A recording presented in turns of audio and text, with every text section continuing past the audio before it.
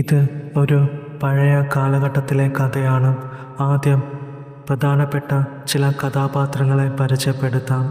ആതിര, പ്രായം 21, ഡിഗ്രി അവസാന വർഷത്തിന് പഠിക്കുന്നു. കാണാൻ നല്ല സുന്ദരി, പ്രായത്തിൻ്റെതായ എല്ലാ തിളപ്പുകളുമുണ്ട്. പല പല ചെക്കന്മാരും പിന്നാലെ ഉണ്ടെങ്കിലും ആതിരയ്ക്ക് നല്ല സൗന്ദര്യവും കാശുമുള്ളവരോടാണ് താല്പര്യം. പഠിക്കാൻ അത്ര മിടുക്കിയൊന്നുമല്ല, എന്നാലും കലാപരമായ കഴിവുകളുണ്ട്. മുഖസൗന്ദര്യത്തിലും പിന്നെ തള്ളി നിൽക്കുന്ന സൗന്ദര്യത്തിലും സ്വയം മതിമറന്ന് നടക്കുന്നു. ഇനി കഥാപാത്രം 2, മാലതി. ആതിരയുടെ അമ്മയാണ് മാലതി. പ്രായം 45 ആണെങ്കിലും കണ്ടാൽ പറയില്ല, നല്ല സുന്ദരിയാണ്. കുറേ വർഷങ്ങൾക്ക് മുൻപേ ഡിവോഴ്സ് ആയതാണ്. ആതിരയെ കൂടാതെ ഒരു മകൻ കൂടിയുണ്ട്, പേര് മനുക്കുട്ടൻ. മാലതി പണ്ട് പലരുമായും കുറേ കറങ്ങി നടന്നതാണ്, ഇപ്പോൾ ഒതുങ്ങിക്കഴിയുന്നു. പിന്നെ ആള് കുറച്ച് അസൂയയും കുശുമ്പുമൊക്കെയുള്ള കൂട്ടത്തിലാണ്. മകൾക്ക് വരുന്ന നല്ല കല്യാണാലോചനകളും നല്ല പയ്യന്മാരെയും നോക്കി മാലതി ആസ്വദിക്കാറുണ്ട്. പക്ഷേ പല ആലോചനകളും വേണ്ടാന്ന് വെക്കുന്നത് മാലതി തന്നെയാണ്. കാരണം അവർ മിഡിൽ ക്ലാസ് ആണെങ്കിലും അവർക്ക് പണക്കാരുടെ കുടുംബങ്ങളിൽ നിന്നുള്ള ആലോചനകൾ മാത്രം മതി എന്നുള്ള നിലപാടാണ്. അവർക്ക് അതിനുള്ള അർഹത ഇല്ലെങ്കിലും തൻ്റെ മകളുടെ സൗന്ദര്യം കണ്ട് നല്ല ബന്ധം കിട്ടുമെന്ന് തന്നെയാണ് മാലതി കരുതുന്നത്. ഇനി കഥാപാത്രം 3, മനുക്കുട്ടൻ. മനുക്കുട്ടൻ ഡിഗ്രി ആദ്യ വർഷത്തിന് പഠിക്കുന്നു. വായിനോട്ടം തന്നെയാണ് കോളേജിൽ അവൻ്റെ മെയിൻ പരിപാടി.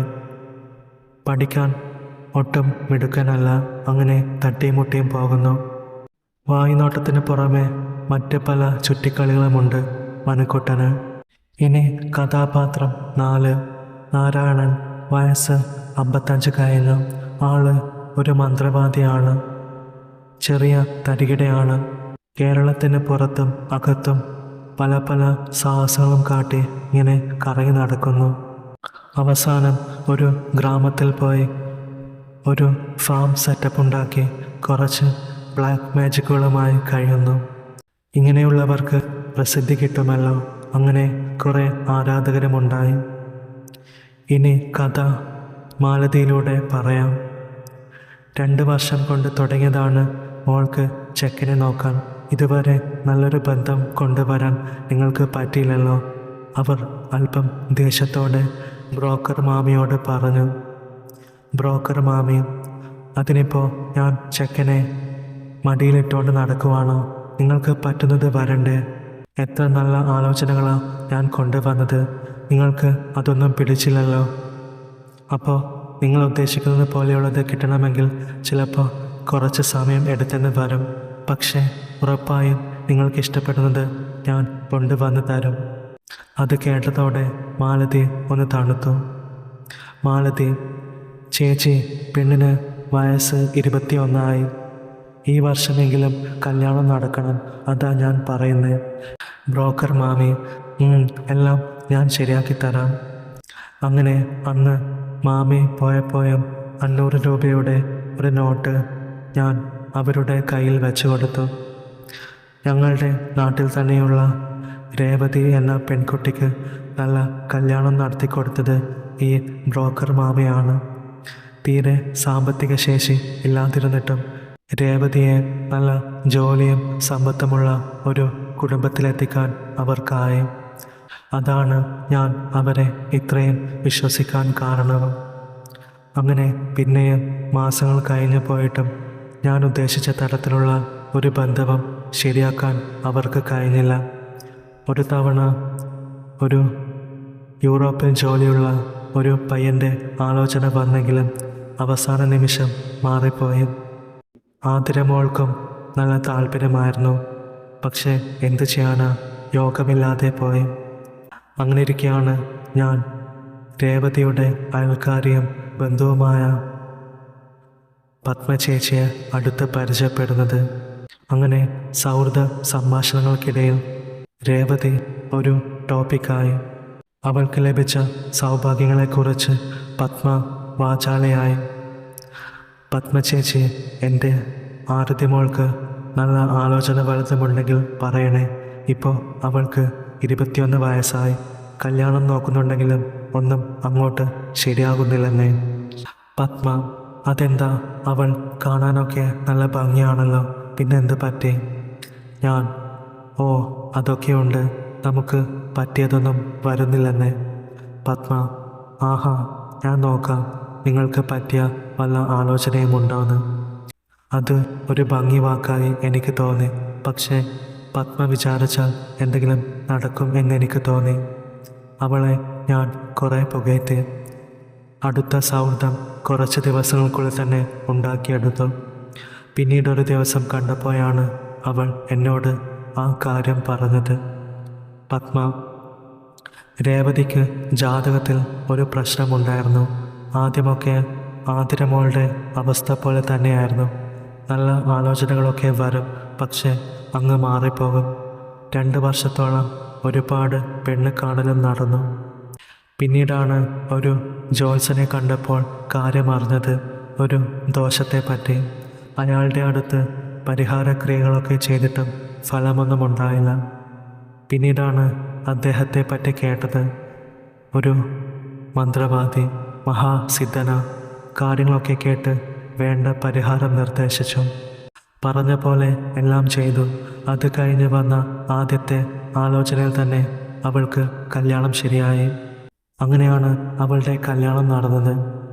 പത്മ പറഞ്ഞതെല്ലാം ഞാൻ ശ്രദ്ധയോടെ കേട്ടിരുന്നു. ഞാൻ ചോദിച്ചു, ഇനി ആതിരമോൾക്കും എന്തെങ്കിലും ദോഷം കാണുമോ?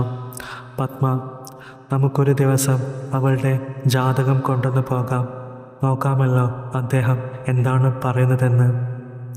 അങ്ങനെ കുറച്ച് ദിവസങ്ങൾക്ക് ശേഷം പത്മയുടെ വിളി വന്നു. പിറ്റേന്ന് പുള്ളിയെ പോയി കാണാൻ തീരുമാനിച്ചു. അങ്ങനെ ഞാനും പത്മയും അദ്ദേഹം താമസിക്കുന്നിടത്തെത്തി. അത്യാവശ്യം തിരക്കൊക്കെയുണ്ട്. കൃഷിയും മറ്റുമൊക്കെയായി വിശാലമായ ഒരിടം. 2-3 ഓടിട്ട കെട്ടിടങ്ങൾ, മരങ്ങളും ചെടികളുമൊക്കെയായി മൊത്തത്തിൽ നല്ല ഫീലുള്ള ഒരു സ്ഥലം. അവിടെ ഉണ്ടായിരുന്ന കസേരയിൽ ഞങ്ങൾ അവസരത്തിനായി കാത്തിരുന്നു. 1 മണിക്കൂറിന് ശേഷം അദ്ദേഹത്തെ കാണാൻ കഴിഞ്ഞു. താടിയും മുടിയുമൊക്കെ നീട്ടി വളർത്തിയ തൂവെള്ള വസ്ത്രങ്ങൾ ധരിച്ച പ്രായമുള്ള ഒരാളായിരുന്നു.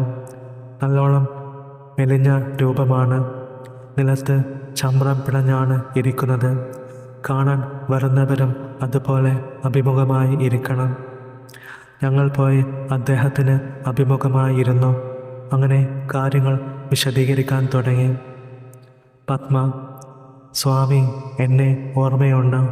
കുറച്ച് നാൾ മുൻപേ ഞാൻ ഇവിടെ വന്നിട്ടുണ്ടായിരുന്നു. രേവതി എന്ന കുട്ടിയുടെ കല്യാണക്കാര്യത്തിനായി. ഓർക്കുന്നുണ്ടോ എന്നെ? അയാൾ അവരെ ഓർക്കുന്നുണ്ട് എന്ന് പറഞ്ഞപ്പോൾ ആദ്യം ഒരു ഭംഗി വാക്കായിട്ട് പറഞ്ഞതായിരിക്കുമെന്നാണ് ഞാൻ കരുതിയത്. പക്ഷെ അതിനുശേഷം അവരുടെ കാര്യങ്ങളെല്ലാം വിശദമായി പറഞ്ഞപ്പോൾ അയാൾ പറഞ്ഞത് ഭംഗി വാക്കല്ലെന്ന് എനിക്ക് മനസ്സിലായി. അയാളുടെ ഓർമ്മശക്തിയിൽ എനിക്ക് അത്ഭുതവും തോന്നി. മന്ത്രവാദി: ആർക്കാണോ പ്രശ്നം അവർ പറയൂ കാര്യങ്ങൾ. ഞാൻ: സ്വാമി, എൻ്റെ മോൾക്ക് വേണ്ടിയാണ് വന്നത്. അവൾക്ക് 21 വയസ്സായി. ഒരുപാട് കല്യാണാലോചനകൾ നോക്കുന്നുണ്ടെങ്കിലും ഒന്നും അങ്ങോട്ട് ശരിയാവുന്നില്ല.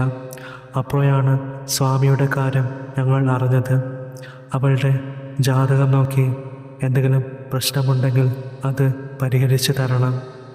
അതും പറഞ്ഞ് ഞാൻ ആതിരയുടെ ജാതകം അയാൾക്ക് കൊടുത്തു.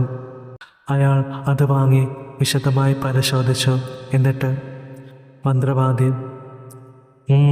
കുറച്ച് പ്രശ്നങ്ങളൊക്കെ കാണുന്നുണ്ട്.